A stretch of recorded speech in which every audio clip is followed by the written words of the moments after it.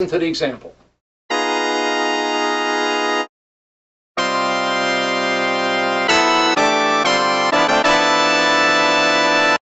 Now remember, as I said before, that the fourth trumpet supports the lead an octave lower. This is good, especially when a trumpet goes above concert B flat, above the staff. In the final sustained chord, the ninth is added for extra resonance.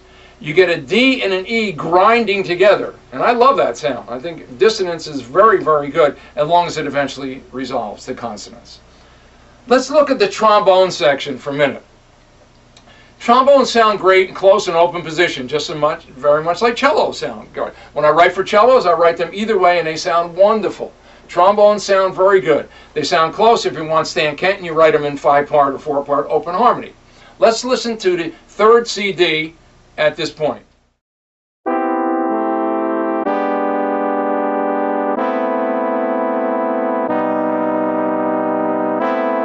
Notice that example 3 had the ninth added to the minor seventh for bite. In the F major 7, the root is missing. It's played by the bass. You don't always need the root in a chord. Someone else can play it somewhere else. Notice the dissonant minor seconds between the trombone 2 and 3.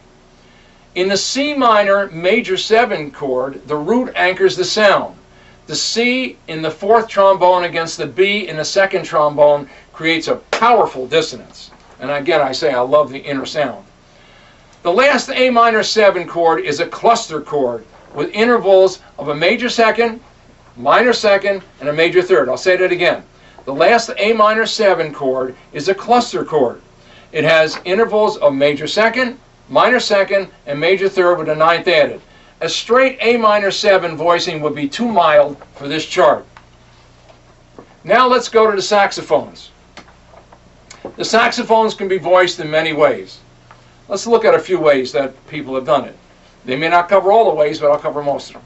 A four-way close with the lead doubled an octave lower is in fast passages in the 1930s and 1940s, and it's called a super sax voicing, where you have everything close together and the lead part is doubled an octave lower. That's very good for fast moving.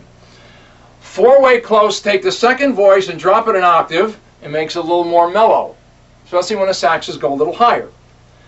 When the saxes go even higher, okay, you have four-way close, second and fourth voices dropped an octave, and this is more like Thad Jones would write with the Mel Lewis Band. Okay, so that would be four-way close, second and fourth voices drop an octave. Clusters. Now clusters, as I said, are notes that are B and C, C, D, E flat, right next to each other. Okay. Thad Jones, Bob Brookmeyer, and Gil Evans are noted for having cluster voicings. Now, open voicings are good for slow ballads. Depth and richness, organ sound. Stan Kenton was a master of this. Let's look at unison. Now, unison is a pure sound where Bill Holman and fast bebop lines were usually written in that way.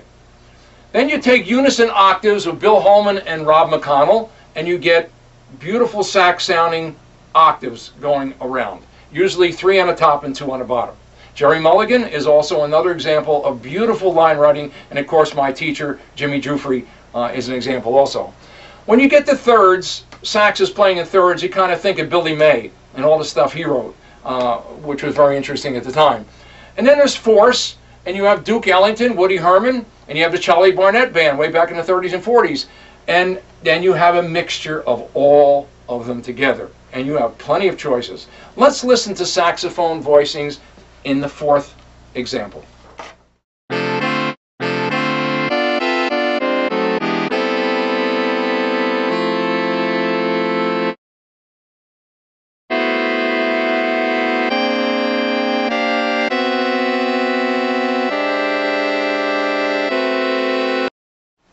Notice that the articulation in alto 1 is the same for all 5 saxes, even though I just marked it in alto 1. Normally, if I copied the parts out, I would write it for all, so it would be the same. Four-way close with second voice dropped an octave is a very good way to have the saxes play, and you hear that on the example. Next to last chord is an A minor 9 with a B against a C, and boy, that has some bite. But it really sounds good because it's in, again, like we said, in the inner voices, not the outer voices. The last chord I have a force between the alto 1 and alto 2, which adds a nice contemporary ring and resonance. The last chord resolves to a dissonant F major 7 chord. In example 2, we have an A minor 6/9 chord.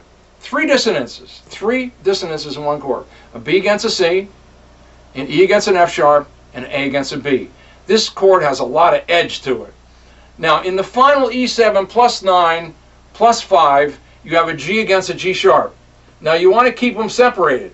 You want the plus 9 on the top and the third on the bottom. You got the G on the top and the G sharp on the bottom, or near the bottom. And the barre moves in contrary motion, which is very interesting and adds a nice sound. Another thing I would suggest is that you keep high tension notes high in the chord. Plus 11, 13, plus 9, etc. You want to keep them up in the chord, not way down in the third and fourth trombones. In the final video, you will hear a performance of Supernova.